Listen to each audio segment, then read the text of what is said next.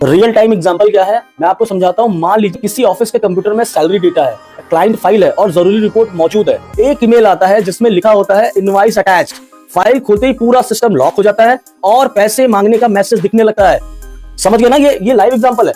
ये ऐसे ही काम करता है। अब बस आपके एक फाइल आया, अटैचमेंट है, आपने अटैचमेंट पे क्लिक किया, वो मेलवेयर अंदर घुसा और आपकी सारी चीजों को उसने करप्ट कर दिया और आपके स्क्रीन पे लिख के आ गया कि ये टाइम लिमिट है, इतना पैसा है, इसको क्रिप्टो में आपको भेजना है। अगर आपने भेज दिया तो ठीक है, अदरवाइज हम इसको डिलीट कर रहे हैं। ये भी एक फिरौती का तरीका है। आगे समझिए। देखिए सबसे ज्यादा टारगेट कौन होते हैं ये जानना बहुत जरूरी है। तो देखिए हॉस्पिटल सबसे ज्यादा टारगेट होते हैं, बैंक्स सबसे ज्यादा टारगेट होती है, स्मॉल बिजनेस। अब आप समझिए यही क्यों होते हैं। ये इसलिए होते हैं क्योंकि यहाँ डेटा बहुत कीमती होता है भाई साहब।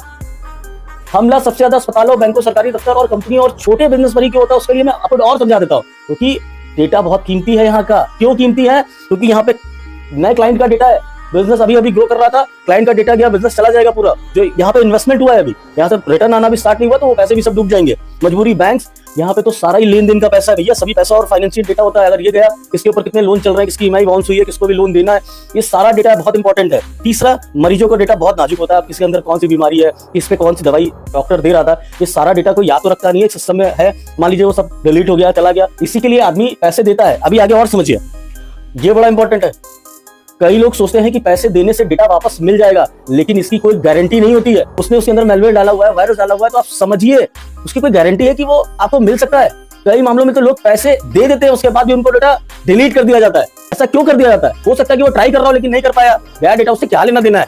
डेटा तो आपका गया ना सर। अब समझिए, पैसे भी गए, डेटा भी गया।